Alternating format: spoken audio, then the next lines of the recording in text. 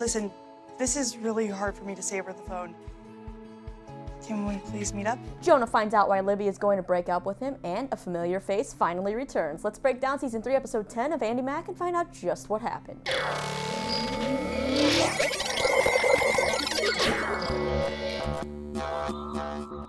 Rise and shine on, you lovely people. Lisa here, and welcome back to Shine On Media for another TV show recap. It's Friday, which means it is Andy Mack time, and it's an episode that we've all been waiting for. Okay, maybe I've been waiting for it, but it's not the episode that most of you have been waiting for, Cyrus. But in the last seconds of this episode, a familiar face returns, and I mean, you probably figured it out from the thumbnail, so sorry that I spoiled it for you that way, but I needed you to click on this video. It's Marty from the party, but before we can talk about why he's back, let's go ahead and break down the rest of the episode. First up, let's talk about the more adult things in this episode. We have Bex and Bowie. Their wedding is approaching, and they realize they have some pretty big decisions to make. Bowie's made a sign for the house that says the Quins, assuming that when they got married, Bex and Andy would take his last name. Andy and Bex, however, aren't so gung-ho on the idea since Mac has really become a part of their identity. So they're trying to figure this whole situation out because it seems like it's very important for Bowie that they all kind of share a same name, so it shows that they're a unit and a tribe and a family. So are they going to choose one name or the other, or will they hyphenate or do something different? We find out matching up the two names doesn't exactly work, and it's how we get the title of this episode. You mean like the Quacks? Yeah, that's not gonna work. Now, this whole name situation makes Bex do some thinking, and she realizes they haven't really discussed a lot of important things they should probably talk about before the wedding. So they play a newlywed type game, writing down their honest answers to tough questions like, do you want more kids? Do you want to stay in Shady Side forever? And stuff like that. Thank God, because they are actually compatible. They find out they actually have pretty much the same answers for the majority of the big questions that are, pretty important. But now I want to know what their answers were to those questions, like, do they want to leave Shady Side at some point? Do they want more kids? Because Bowie thought it was like a yes or no question, but Bex kept writing quite a bit. So what were the answers on that pad? I would like to know. As far as this whole name situation goes, thankfully it's resolved by the end of the episode. You see, Bowie's made a brand new sign, and when he shows it to Bex and Andy, they're quite flabbergasted. It says the Macks. That's right, Bowie's actually decided to change his last name and take their name, and he's gonna be Bowie Mack. You're really sure you want to beat one of us? Only if it's forever. Yeah, like insert the swoon, heart-eyed emoji, or a gif or something right here, right? Yeah, Bowie, you just keep winning more fans. As for Cyrus, he has to come up with an original dance for his choreography class and has to perform it in front of them, and we all know he has 2 left feet, maybe even more than that if that's even possible. Now, Amber sees him in the dance studio practicing and actually offers to coach him, kind of as a way to say thank you for her counseling sessions that he's given her, and also because I think Amber actually is a good person. She just gets herself in some pretty bad situations. Now, this feat of teaching Cyrus to dance is definitely not an easy thing to pull off, but you know what? Amber is somehow a miracle worker, and Cyrus performs an original dance, and by original I mean actually like only something Cyrus could pull off.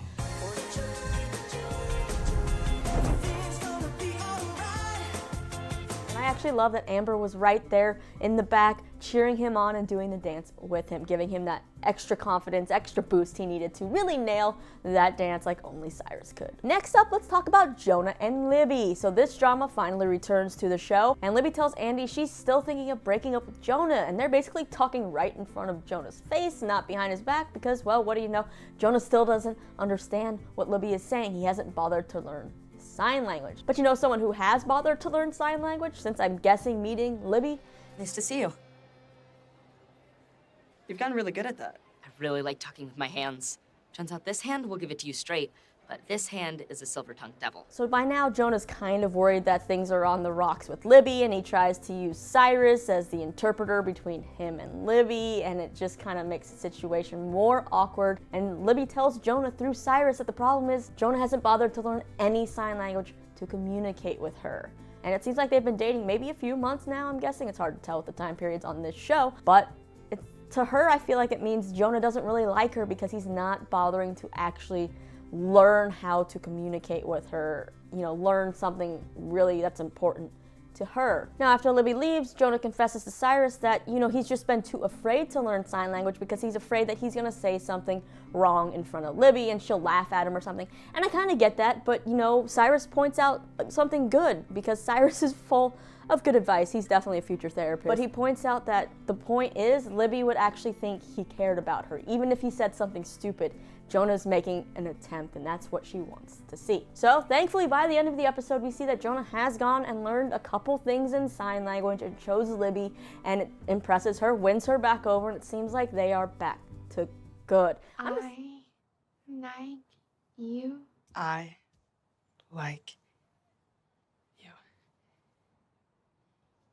Too? I'm just sad for Jonah that it took him this long to fully realize the problem. He's kind of slow when it comes to girls, right? But now let's move on to Buffy, who really has the drama of this episode and kind of has two different storylines playing out. So first one is dealing with the basketball drama, the second one is dealing with the boy drama. Basically all drama. First though, let's talk about basketball. It is time for the girls team to finally play their first game. They've gotten a coach, which is actually not a real coach, it's just the guidance counselor who basically wanted to support the girls even though she knows nothing about basketball. But you know what? They got a great cheerleader on the sidelines who brings orange slices, and you always need those orange slices. Now the problem for Buffy here is that they might not actually get to play their first game because not enough players showed up. But why? It's actually Buffy's fault. You see, Buffy knows that the team wasn't ready, and all week and whatever she's been giving them really negative enforcement, not positive reinforcement, basically just saying a bunch of negative things, having a poor attitude, saying they were going to lose, it was going to be a bloodbath, and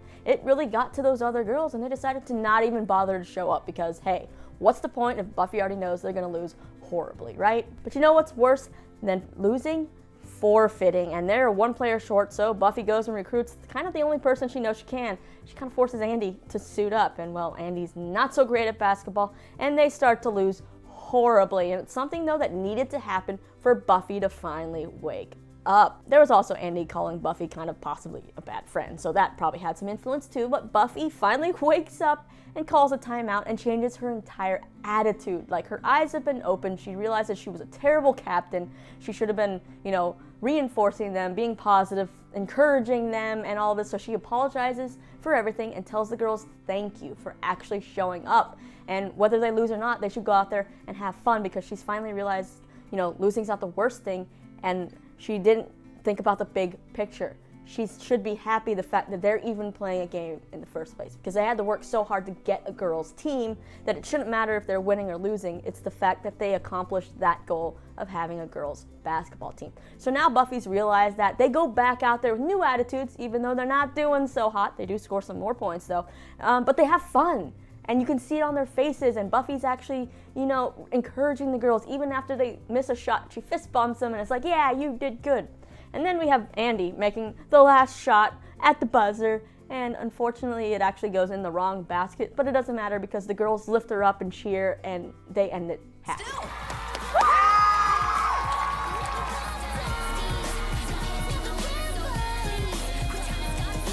So while they didn't get the happy ending they were hoping for, like a win, they still got a happy ending where it matters. Now, what's with the Walker drama? Obviously, last episode we saw Buffy turn down Walker's, fall dance proposal, whatever you want to call it. Well, Buffy explained she doesn't like being surprised, she hates being put on the spot, she doesn't like being predictable, and that whole thing forced all of those things together, and yeah, her friends shouldn't have expected her to say yes to Walker. After some questioning, Buffy also reveals that she doesn't really like Walker anymore, and the reason why, one of the reasons at least that we hear, is that she stopped liking him when he made her shoes. Now we know this is something he did for Andy, so they basically are like, oh my god, this is his signature move, and they're kind of making it sound like they're disgusted at this, but I'll talk more about that after I get to the events of the episode with my thoughts on that whole thing and how it's kind of blown out of proportion, I think. But since it's a dance proposal, Buffy's actually been ghosting Walker, thinks he's getting the message that they're over, but the boys point out that she actually needs to tell him. He knows. I'm sure he knows.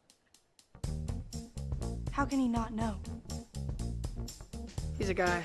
And at the end of the episode, we see Buffy finally pick up the phone to call someone, and she says to the person she didn't handle things well the last time they saw each other, can they actually meet up and talk about it? And well, from what we've seen, we assume it's Walker on the phone, right? Think again. Sure.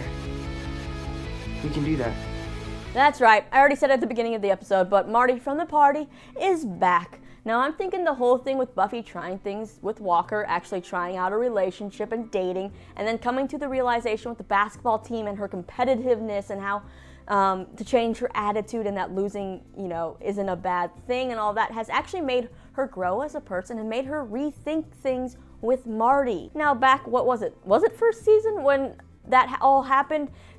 She obviously was not mature enough, not ready for that relationship, and maybe she's been thinking about everything now, and she thinks she is, so maybe she realizes how much she actually liked Marty and is ready to give that a chance. Like, she's grown as a person, and I'm here for Muffy. Yes, I do feel bad for Walker because he was a nice kid, but Team Marty, right? Now, speaking on that whole signature move thing, with the shoes, the girls, like I said, made it sound like what Walker did, giving them shoes, was like disgusting and a horrible thing, and like kind of made it seem like he was a skis ball. Yeah, I think they're blowing that out of proportion when it comes to this thing. Like, I don't think it was a signature move in the way that they're implying. Like, they make it seem like he's walking in, and giving shoes to every pretty girl that's all around, or like if they were older, some guys, to get girls' attentions, or when they're in relationships and just whatever, trying to win someone over, they'll take them to like the same restaurant and give them all the same little necklace or something. I feel like this is different. This is Walker, who's an artist, and he creates things for people he likes. That's what he does, to show people they mean something to him. I'm an artist. I've done that. I used to give people drawings all the time. It didn't mean I wanted, it was my signature move in the way that I was trying to make them all date me or whatever. It's just something I did for my friends to show that I cared about them or something. And that's what I feel like he's doing here, is that, he really cared about Andy, and he, maybe he didn't know if that would be a relationship, but he liked her and he wanted her to have these shoes that meant something to their, friendship or relationship or whatever it would have been. I think that's what he's doing with Buffy. It's not meant in any other way, at least for me. Maybe it could be wrong. We don't hear Walker's side of the story. We don't see the situation play out. But also, I feel like it was kind of a dumb thing for her to be like, oh, I don't like him because he gave me shoes. I'd be like, give me the shoes. I always need shoes, right? Yeah, I'm probably overthinking this. There probably are too, so I don't know. We could be seeing things differently, so let me know your opinion on that whole thing. Do you think it was a dumb reason for Buffy to be like, I don't like him anymore? Do you think Walker is, kind of skeezy for giving every girl shoes? At least 2 that we know of? Or do you think he's just being a guy who's like artistic and is like, I made you something. Hope you like it. But anyway, let's go ahead and just take a look at the promo for the next episode. Shiv is about friends and family being together to comfort one another and share stories. That sounds like a really nice thing to do when you've just lost someone. All right, looks like Cyrus unfortunately loses a family member, and as an audience, we're going to get to learn more about the Jewish traditions, like we have gotten to learn more about the Chinese traditions and all that, and it seems like it's going to be definitely a learning experience for Bowie. I read that people bring food to a shiva. Bowie made a kubo. It's a shanda. It's delicious. No, Ashanda is a disgrace. Seems like we also have Buffy trying to hide that she's talking to Marty, I guess from Andy, but exactly why? Sorry. Who was that? Nobody. I'll be right back. And we have Jonah having another panic attack, and this one seems like maybe the most severe one he's experienced so far. Hey, you're okay. You know what this is. It's a panic attack. It will end. Yes, it will. All right, so that wraps up this week's recap of Andy Mack. So were you excited to see Marty back? Are you excited for Bex and Bowie's wedding? And what do you hope happens next? Which loose end do you hope that they tie up the next time soon? The fortune, the looking back. What do you want them to tie up before we get too far down the season? Let me know down in the comments, as always, and then you can click right over here for my latest interviews with the casts of Cindy to the Max and the brand new YouTube show, Wayne. As always, don't forget to subscribe, and yeah, high five, hit that like button, do whatever you want. I'm Lisa. As always, though, thank you so much for hanging out with me and watching, and I'll see you next time.